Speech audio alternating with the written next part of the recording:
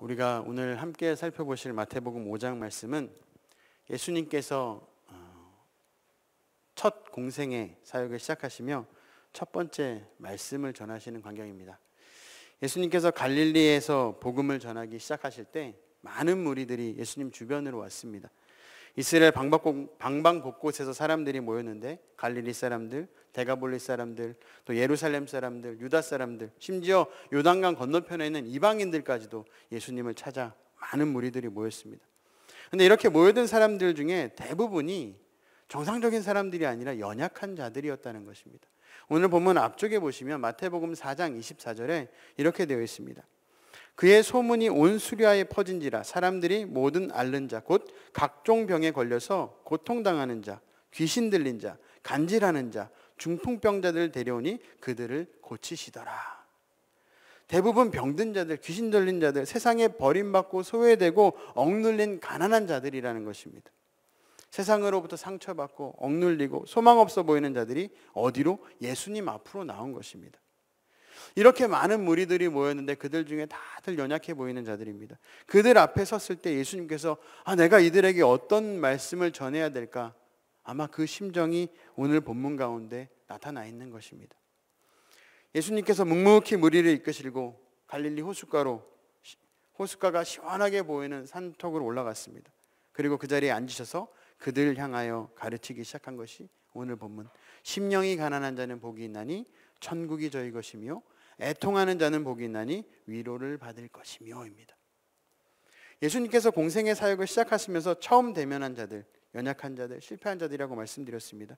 그들의 연약함 앞에 예수님의 사랑의 표현이어야 되고 그들을 어떻게 하면 회복시킬 수 있을 것인가, 강력한 메시지가 필요했을 것입니다.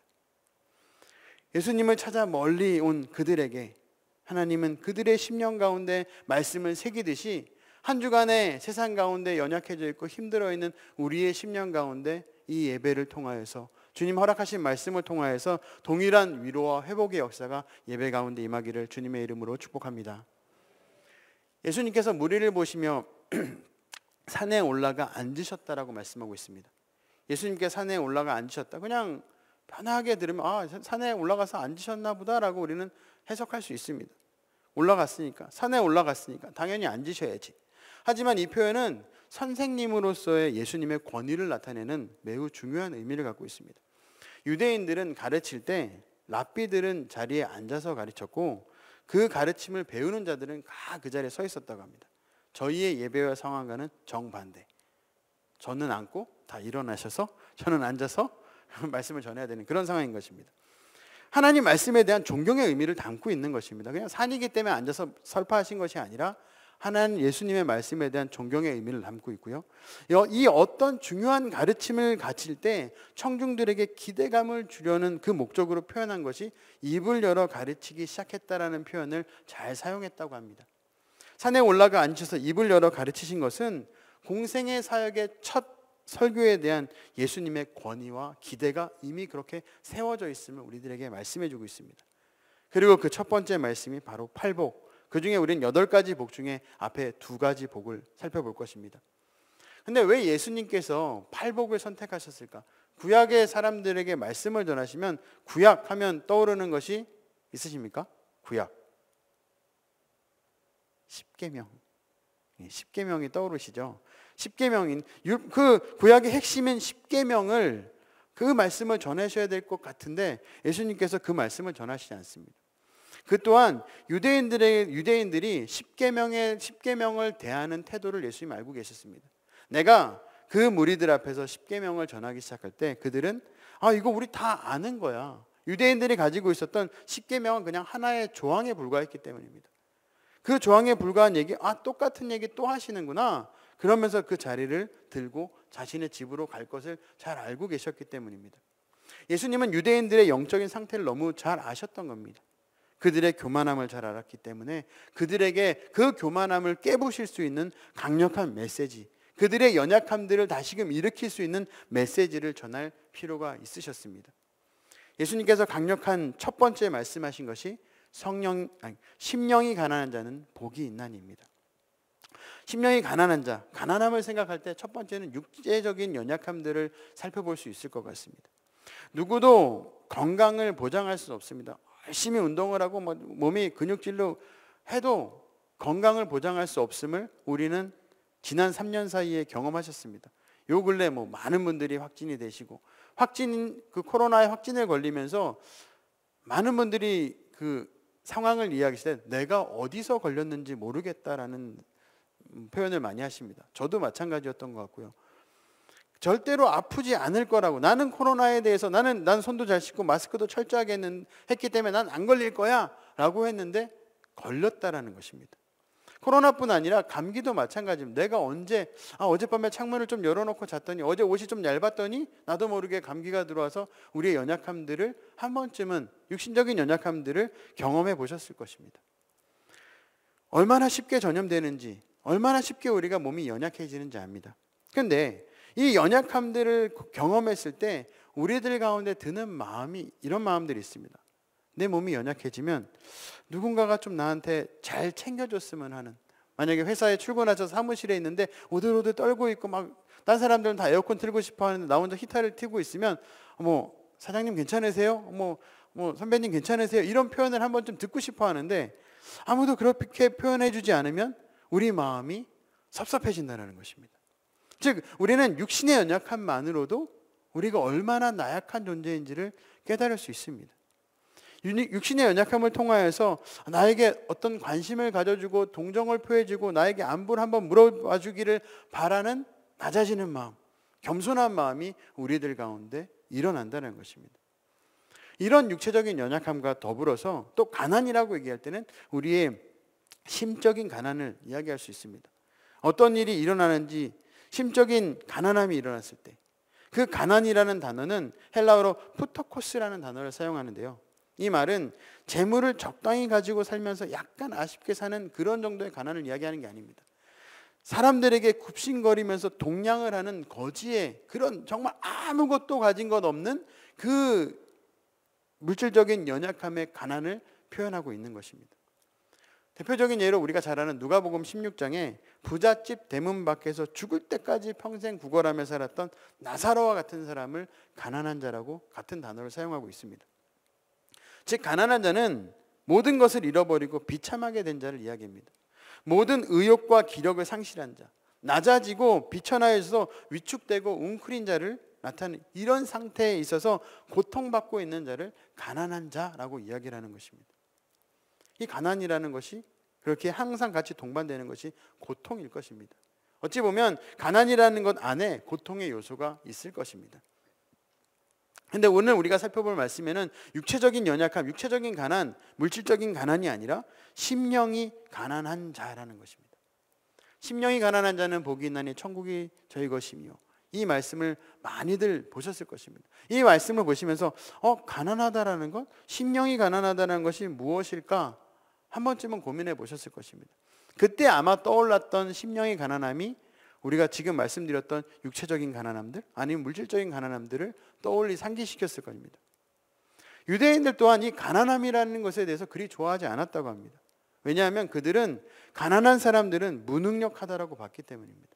즉 하나님의 말씀대로 살지 않는 자였기 때문에 그들은 복을 받지 못하여서 가난하게 산다라고 그들은 가난한 자들을 치부시켰습니다. 그렇다면 심령이 가난한 것은 무엇이겠는가? 심령이 가난하다는 것은 마음이 약해서 남에게 의존적이고 자기 스스로 아무 것이나 잘 결정하지 못하는 심약하는 사람으로 생각하기 쉽습니다. 그리고 그것이 아니면 예수님께서 말씀하시는 심령이 가난한 자는 재물이 없어서 경제적으로 궁핍하거나 아니면 마음이 심약해서 늘 사람들을 의존하는 사람, 이런 사람으로 생각할 수 있는데, 심령이 가난하다는 것은 물질적인 궁핍 또는 질병이나 사고 등을 통하여서 육체적인 고통은 있지만 거기서 끝나는 것이 아니라 그 육체적인 고통을 통하여서 그 이상의 어떤 것을 보는 사람을 이야기하는 것입니다. 우리들에게 물질적인 어려움들, 육체적인 어려움들 다 있을 수 있습니다. 하지만 그 물질적인 어려움과 육체적인 어려움들을 경험하고 나서 거기서 끝나버리면 심령이 가난한 자가 아니라는 것입니다. 예를 들어서 어떤 상당히 유복한 사람이 있었습니다. 그런데 그 사람이 어떤 갑작스러운 사고를 당하여서 모든 재산을 다 잃게 되었습니다. 물론 그 많은 재산의 상실과 갑작스러운 가난으로 그 마음 가운데 대단한 고통이 찾아왔습니다. 그런데 그는 그러한 물질의 상실을 통하여서 가난이 끝이 아니구나. 가난 안에 있는 자신의 연약함들을 발견하게 되는 것입니다. 그가 보게 되었던 것은 하나님 앞에서의 교만함이었습니다. 내가 물질 조금 있다고, 내가 조금 잘 산다고 못 사는 사람들을 무시하고 그 사람들을 하대하는 모습들, 내가 하나님 앞에 당당하게 나오는 그 성전에 나왔던 바리새인들의 모습처럼, 율법주의자들처럼 그렇게 행동하였던 모습이 내 안에도 있었구나. 내가 세상의 최고라고 생각했는데 그렇지 않구나. 그제야 하나님께서 이 모든 것들을 나로 하여금 내가 얼마나 영적으로 교만한지를 알게 하시기 위해서 나를 가난케 하셨구나. 그것을 깨달은 자가 심령이 가난한 자라는 것입니다. 고난의 시간을 통해 오히려 하나님을 깨닫게 되는, 하나님을 붙들게 되는 자가 심령이 가난한 자라는 것입니다. 위라클이라는 유튜브를 운영하고 있는 박위 형제라는 친구가 있습니다. 우리 사진 하나만. 너무너무 잘생겼죠. 잘생긴 외모와 타고난 운동신경, 또 호탕한 성격까지 겸비한, 그래서 이촌동의 공유라고 불리는 정말 잘생긴 청년이었습니다. 무엇 하나 모자랄 것 없는 그 친구가 취업난이 어려운 이 시대에 세계적으로 유명한 패션 브랜드 회사에 인턴 생활을 근무하다가 정직원까지 이제 발탁되었다고 합니다. 정직원 출근을 하루 앞두고 친구들과 축하 파티를 흥청망청 마시며 막 즐겼는데 다음날 아침에 눈을 떴는데 몸이 안 움직여지고 중환자실에 누워 있는 겁니다. 목뼈가 부러져서 그에게 내려진 의사의 판정은 전신마비였습니다. 그의 나이 28세. 그는 이렇게 고백했습니다. 눈을 떴는데 기억이 안 납니다. 내 몸은 있는데 근데 내 몸이 없는 것 같아요. 내 몸에 감각이 하나도 없는 것 같아요. 그런 고백을 합니다. 그를 진료한 의사는 이렇게 고백했습니다. 당신은 전신마비가 되었습니다. 평생 일어날 수 없고 걸을 수 없고 휠체어를 탄 상태로 살아야 한다고. 손가락 하나 절대 움직일 수 없을 것이라고 그를 진단하였습니다.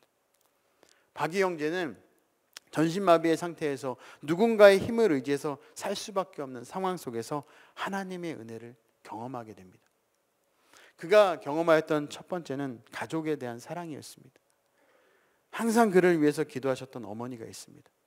그리고 이런 상황이 되었을 때 그 의사에게, 또 찾아온 조문객들에게 내 아들은 간증하며 다닐 거라고, 걱정하지 말라고 당당한 믿음의 선포를 했던 분이 이 믿음의 어머니였습니다.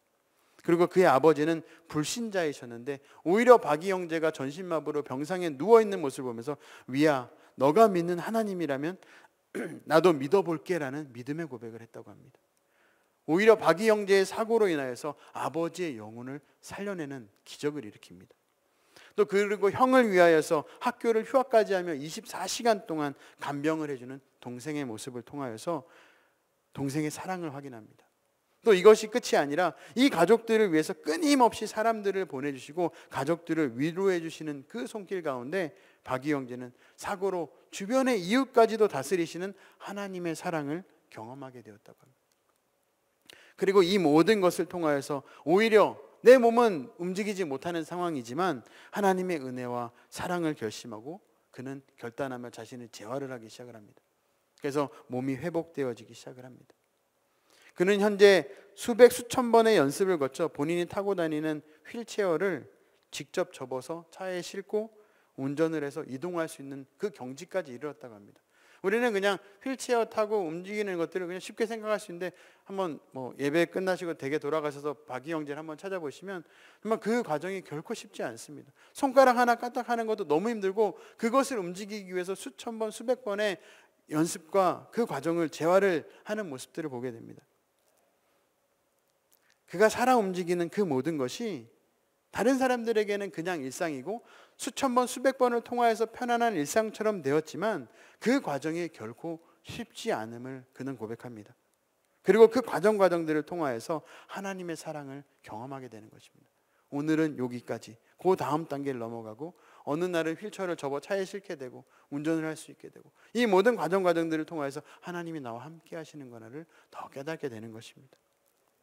그는 누군가에게는 쉬운 일이지만 누군가에게는 목숨을 건 도전이 재활의 과정이라는 것을 이야기하며 그것을 영상으로 담아서 자기보다 어렵거나 자기와 유사한 상황에 있는 자들에게 도움을 주고자 그 유튜브 채널을 운영하며 희망을 전하고 있습니다. 박이영재의 저서에 수록된 고백에 이런 문구가 있습니다. 저는 삶을 선택했습니다. 불완전한 삶은 새로운 시각을 선사합니다. 이제 제게 당연한 것은 없습니다. 모든 일상이 감사해서 느껴지고 풍요로운 행복을 경험하는 중입니다. 지금은 숨 쉴 수 있는 것, 우리에게 아직 기회가 있다라는 것입니다. 진정한 감사의 고백을 깨달을 수 있었습니다. 갑작스러운 사고로 닥친 전신마비, 오히려 그에게 낭망하고 좌절하고 인생을 포기하게 만들 수 있는 그 상황이었지만 그는 오히려 그 상황을, 그의 일상을 하나님께 감사와 행복으로 고백해야 하는 모습을 보고 그 모습이 오히려 나보다 더 어려운 자들에게 희망을 전하는 메신저로 바뀐 아름다운 모습을 보게 됩니다. 박이 형제의 삶에서 볼 수 있듯이 심령의 가난이라는 것은 단순한 육체적인 물질적인 가난이 아니라는 것입니다. 자신의 어려움을 통하여서 이 속에 있는 더 본질적인 문제, 나의 삶의 주관자가 누구이신지, 내 삶을 어떻게 내가 움직여야 하는 것이 바른 것인지를 깨닫게 하시는 그 은혜를 누린 삶의 주인공이 바로 심령이 가난한 자라는 것입니다. 나로 하여금 사랑할 수 있게, 나로 하여금 감사할 수 있게 하신 분이 누구이신지를 깨닫는 것입니다. 예수님을 찾아왔던 사람들은 대개 자신들의 현실적인 어려움을 들고 있었던 자들이라고 말씀드렸습니다. 그런데 예수님께서는 그들로 하여금 자기 안에 있는 더 본질적인 고통의 원인들을 보게 해주셨습니다. 그것이 우리 안에 있는 죄성이었고 우리 안에 있는 교만함일 것입니다. 사도 바울의 회심의 모습을 통해서 우리는 또한 심령이 가난한 것인지 어떤 것인지를 볼 수 있게 됩니다. 사도 바울 잘 아실 겁니다. 유대 사회에서 보면 참으로 복받은 자였습니다. 그는 머리도 좋았고 학식도 좋았고 집안도 좋았습니다. 가말리엘 문화 출신의 랍비였습니다. 그는 종교적으로 열심히 뛰어났을 뿐 아니라 부족한 것 하나 없는 늘 자신감에 찬 사람이었습니다. 그가 했던 것은 그 자신감으로 자신의 신앙적인 배경으로 예수 믿는 사람들을 쫓아다니며 핍박하고 옥에 가두는 일을 하던 자가 바로 사도 바울이었습니다. 그러던 어느 날 평상시와 같이 기독교인을 체포하며 돌아다닐, 또 체포하기 위해 다메섹 도상의 길을 걸어가는데 강한 빛을 임하며 부활하신 그리스도를 만나게 됩니다. 그때부터 그는 눈이 멀었고 아무것도 할 수가 없었습니다. 그는 그리스도를 만난 후 지금까지 가지고 있었던 자신의 모든 생각과 학력과 그 모든 것들이 무너져 버리게 됩니다. 죽어 있어야 할 예수가 살아있음을 깨닫습니다. 그리고 하나님 앞에 그렇게 당당하였던 자신이 그리스도의 원수이고 적이라는 것을 알게 되었습니다. 그는 지금까지 자기가 살아왔던 모든 것이 하나님의 대적이었다는 것을 깨달으며 모든 것들을 다 내려놓습니다. 자기가 자랑으로 여겼던 것들을 다 포기합니다. 그는 고백합니다. 내 모든 것들이 배설물이라고. 심령의 가난함이 없을 때는 뭐라도 붙들고 싶습니다. 우리는 붙들고 있습니다. 내 학벌을 자랑하고 내 물질을 자랑하고 내 가정 형편들을 자랑하고 자녀를 자랑하고 건강을 자랑합니다. 그런데 그 자랑이 언제까지 가능하겠습니까? 한번 생각해 보셨습니까? 그 자랑이 언제까지일지. 보편적으로 우리는 죽으면 끝날 거라고 생각합니다. 죽으면 더 이상 자랑할 수 없으니까, 자랑할 대상도 없고 나도 없으니까. 하지만 진정으로 그 자랑이 끊기는 것은 예수 그리스도를 만날 때라는 것입니다. 예수님을 인격적으로 진심으로 만났을 때 우리의 자랑은 멈추게 되는 것입니다. 이 세상에 자랑하였던 그 모든 것들이 나의 근본적인 문제를 해결하는 데 전혀 도움되지 않는다는 것을 알게 되는 것입니다. 예수님께서는 하나님 앞에 자신의 부족함을 느끼며 스스로 아무것도 할 수 없다고 인정하는 사람이 복되다라고 오늘 본문에 이야기하시는 것입니다. 그리고 이것이 심령이 가난한 자입니다. 왜일까요? 왜 그런 사람이 심령이 가난한 자일까요? 그 심령의 가난함이 일어나기 시작했을 때 하나님 앞에 쓰임받을 수 있기 때문입니다. 하나님이 그를 들어 사용하실 수 있기 때문에. 내 안에 내가 가득하면 하나님이 들어 쓰실 수 없습니다. 우리들이 다 경험하셨을 것입니다. 하나님을 만나는 순간 우리들의 첫 고백은 나는 죄인입니다. 나는 연약합니다. 주님, 저는 아무것도 할 수 없습니다. 사도 바울의 고백이 바로 우리의 고백이었다라는 것입니다. 자신의 무력함을 하나님 앞에 고백했을 때, 그때부터 하나님은 우리를 천국의 소망으로 인도해 나가시는 겁니다. 우리의 생각엔 영적인 부자가 천국을 소유할 것 같지만, 뭔가 있고 대단한 사람들이 천국을 소망할 것 같지만, 하나님은 영적으로 가난한 자를 들어 천국을 소유케 하신다는 것입니다. 즉 하나님의 상식대로 하나님께서 인도하시는 것이 하나님의 라이프 스타일이고, 또 우리는 그 삶에 맞춰 나가셔야 되는 것입니다. 이러한 심령이 가난한 자에게 복이 있다라고 얘기했는데, 이 복이 있다라는 것은 헬라어로 마카리오스라는 단어를 사용합니다. 이 마카리오스라는 단어는 그냥 일반 사람들의, 우리들에게 사용하는 행복이라는 단어가 아닙니다. 오직 하나님의 행복을 가리킬 때만 사용하는 단어. 즉 심령이 가난한 자는 복이 있나니, 이 복은 하나님의 복을 누릴 수 있게끔 우리들에게 허락하셨다는 것입니다. 주님이 누리시는 그 행복, 인간도 내가 누리고 있는 행복을 너도 누릴 수 있게끔 내가 체험을 허락하시는 것입니다. 주님의 심정이 들어있는 것입니다. 내가 너를 이렇게 사랑한다. 너도 나처럼 심령이 가난하면, 나를 바르게 알면 너도 행복할 수 있다 라고 말씀하시는 것입니다. 이 복이 있나니라는 말은 감탄문으로 되어 있습니다. 자신의 감정과 느낌을 강력하게 표현하는 것입니다. 심령이 가난하면 얼마나 행복한지 모르겠어. 심령이 가난하면 얼마나 행복한지 아니? 라고 예수님 우리들에게 묻고 계시는 겁니다. 화평케 하는 생활을 하며 얼마나 행복한지를 아니? 이 팔복을 통하여서 우리들에게 그 하나님의 마음을 조금이라도 더 알게 하시기 위해서 예수님께서 애쓰고 계신다는 것입니다. 우리가 잘 알듯 예수님께서는, 예수님의 삶 또한 그렇게 호락호락한 삶은 아니었습니다. 예수님의 출생, 예수님은 목수의 아들이었습니다. 목수, 그리 잘 사는 직업도 아니었고 어려운 형편이었습니다. 예수님의 출생, 말구유였습니다. 이 땅에 계실 때 너무나도 어렵고 고통 가운데 살았던 분이 예수님이셨습니다. 그리고 가난한 분이셨고, 그리고 핍박받았던 분이었고, 고통 가운데 살았던 분이 예수님이셨습니다. 하지만 그와 같은 고통 속에서 주님은 잃어버리지 않은 것이 있었는데, 그것이 바로 심령의 가난함이었던 것입니다. 만약 가난함에도 불구하고 행복하다고 하는 사람이 있다면 그 행복은 결코 빼앗아갈 수가 없습니다.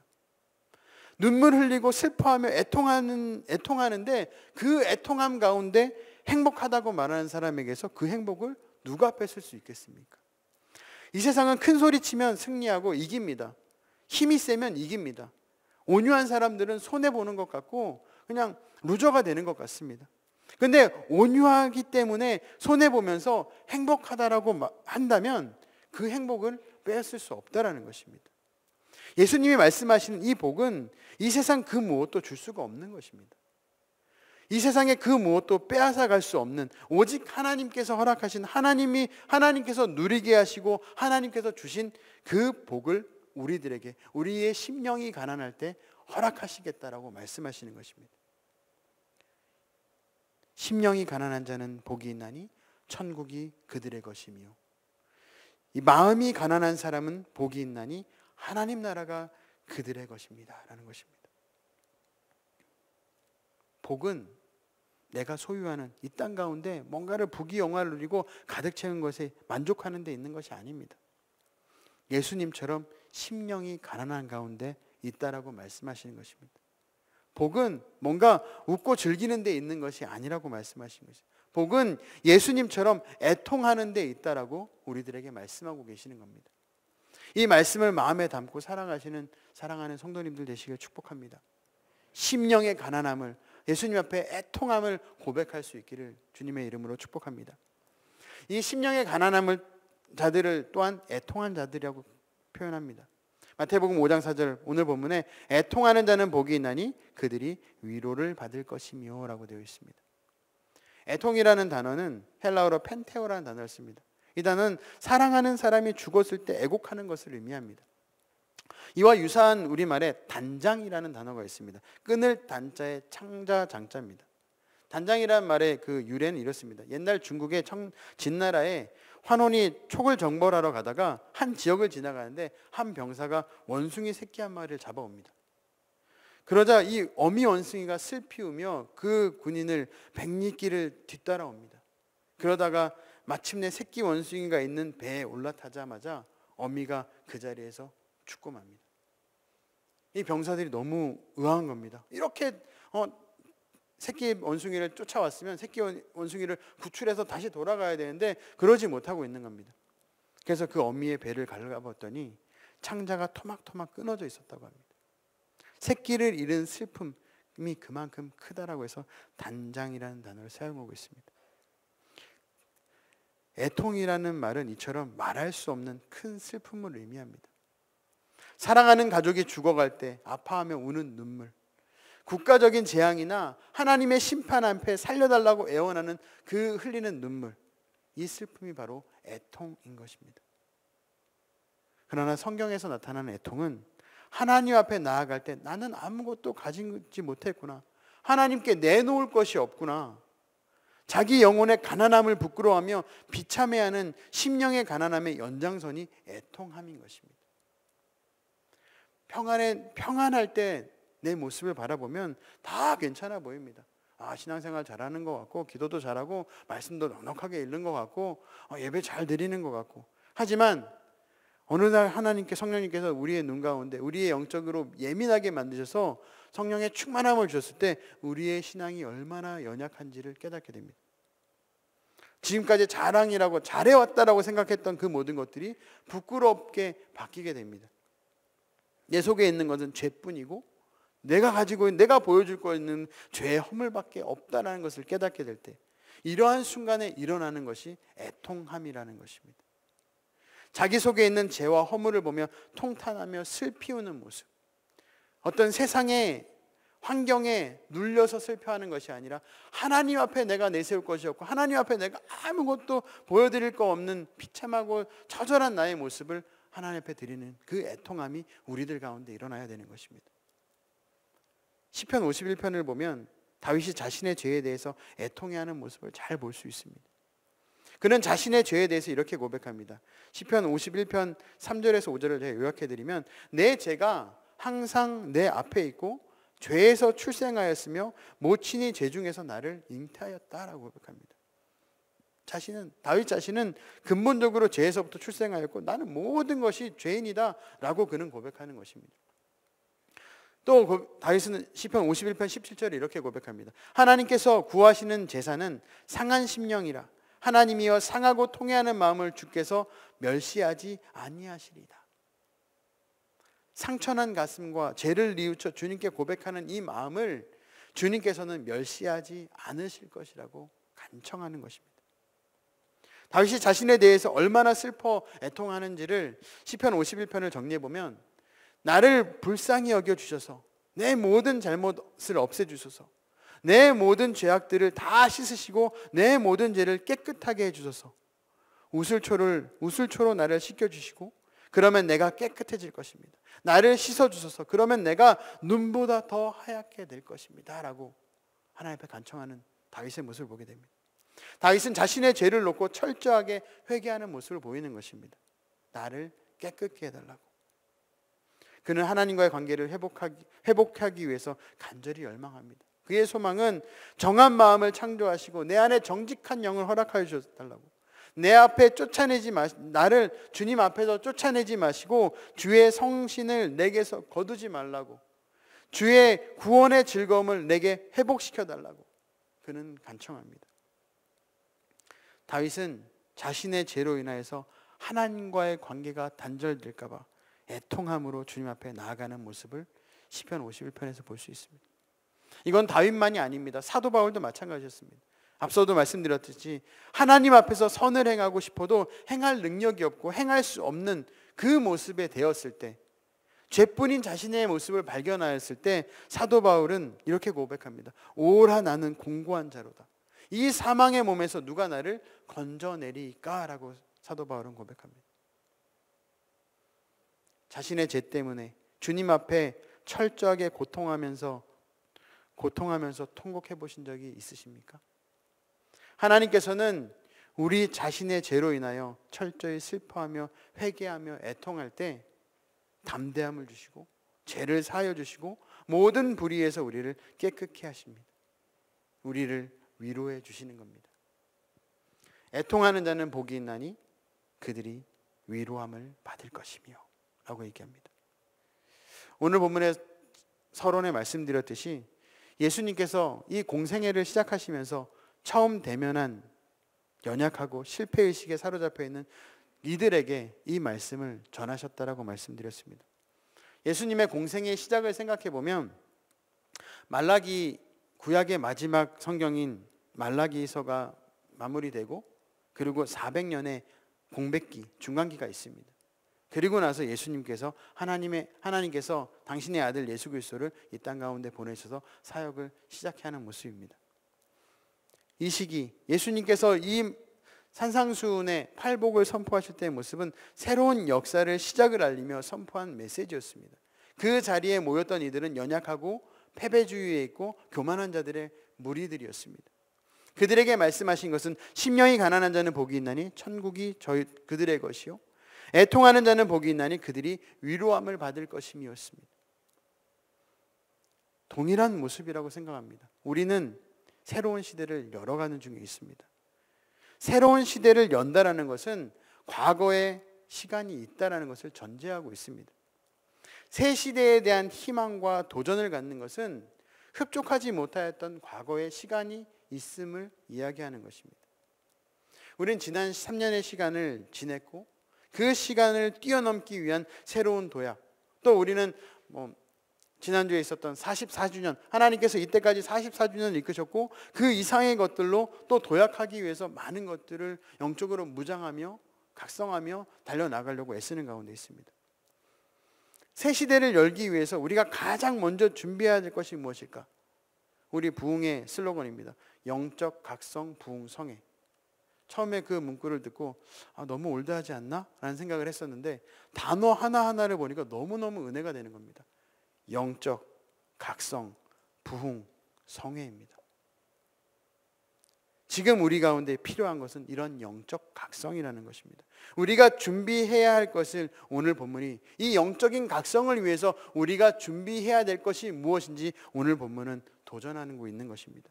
예수님께서 공생애를 시작하시며 제자들 앞에 왜 심령이 가난하고 왜 애통해야 하는지를 말씀하셨던 것처럼 우리가 새로운 시대를 시작하며 우리가 무장되어야 할 영적 각성의 필수 요건이 무엇인지를 말씀해 주시고 있는 것입니다. 말씀을 준비하는데 신학교를 졸업할 때가 갑자기 떠올랐습니다. 벌써 시간이 많이 지났습니다. 3년이라는 신학교 생활을 마치고 이제는 정말 본격적으로 사역의 현장으로 들어가야 되는, 풀타임 사역을 해야 되는 그런 상황들 속에서 내가 잘할 수 있을까라는 걱정과 근심이 있었습니다. 내가 잘 감당할 수 있을까? 잘할 수 있을까? 내가 그 이전에 내가 하나님의 사역을 감당하기에 적합한 사람일까? 많은 고민들이 있었습니다. 내 스스로 부족함을 너무 잘 알았기에 주님 앞에 고백하고 철저히 주님 앞에 낮추는 그 간절한 기도들을 울부짖었던 오랜 과거의 시간들을 되새겨 보았습니다. 그리고 이 자리에 있으면서 수년의 시간이 지난 지금 나는 그때 그 고민과 결단을 잘 유지하고 있는가? 그것을 잘 유지해서 잘 지켜나가고 있는가? 잘 만들어진 하나님 모시기에 내가 정말 심령이 가난하고 애통한 모습을 유지하며 사역자의 길을 잘 가고 있는가에 대한 도전이 내 안에 일어났습니다. 영적인 가난함과 하나님 앞에서의 울부짖음을 간직하고 있는가? 우리 사랑하는 성도님들에게도 동일하게 도전하고 싶습니다. 우리의 신앙의 현주소는 어떻습니까? 심령이 가난한 삶을 살기 위해 애쓰고 있습니까? 하나님 앞에 처절해지기 위해서 하나님밖에 없습니다라는 그 믿음의 고백을 계속 울부짖기 위해서 하나님을 간절히 붙들고 계십니까? 아니면 이 정도면 됐어, 편안함 속에서 울부짖음 먹고 어떻게든 세상 속에서 내가 잘 돼야 되는데 하나님을 어떤 도깨비 방망이처럼 사용하기 위한 신앙의 모습을 살고 있지는 않습니까? 심령이 가난한 삶을 살기 위해서, 애통하면서 하나님께 위로함 받기 위해서 도전하고 애쓰시는 사랑하는 성도님들 되시기를 주님의 이름으로 축복합니다. 찬양의 가사 중에 이런 가사가 있습니다.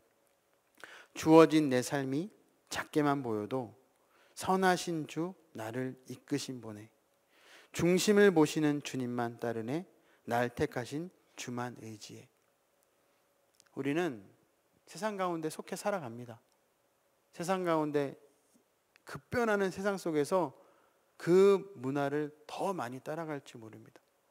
일주일의 삶 속에서 우리는 주일 1시간, 1시간 반, 또 우리 셀 모임 1시간, 2시간, 이것이 우리들의 신앙의 모습에 닿을지 모릅니다. 나머지 6일과 모든 삶은 세상 가운데 노출되어 있습니다. 그 세상 속에서 우리의 신앙을 지켜나가는 것은 그리 쉽지 않음을 잘 압니다.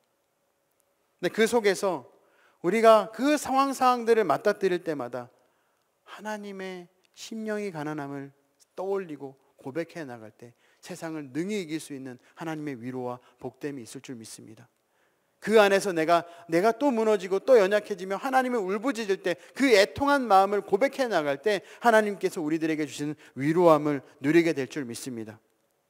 성도님들께 도전드리고 싶은 것은 하나님은 우리들에게 큰 것을 기대하는 것이 아니라 하나님 앞에 심령의 가난함을 통한 애통함을 고백할 수 있는 그 중심을 내려놓기를 원하심을 항상 머릿속으로 기억하시길 소망합니다. 물론 이것이 말로는 쉬울 수 있습니다. 무척 힘들 수 있습니다. 하지만 하나님께서 우리를 너무너무 사랑하셔서 이 땅 가운데 당신의 아들을 보내시고 그를 바치셔서 우리들로 하여금 이 자리에 있게 하신 그 하나님의 사랑을 기억할 때 우리는 더 노력할 수밖에 없고 우리의 마음이 주님께 가는 것이 그리 어렵지 않음을 도전할 수 있을 것 같습니다. 주어진 어려움 속에서 내 인생의 주인이 누구이신지를 고백하는 사랑하는 성도님들의 한 주간의 삶이 되시길 소망합니다. 내 안에 있는 연약함을 주님 앞에 슬피우는 회개로 변화시킬 수 있는 역사가 일어나는 그런 우리의 모든 삶이 되시길 주님의 이름으로 축복합니다. 나의 연약함을 통해 더욱 주님만을 붙드는 사랑하는 성도님들 되시기를 주님의 이름으로 축복합니다.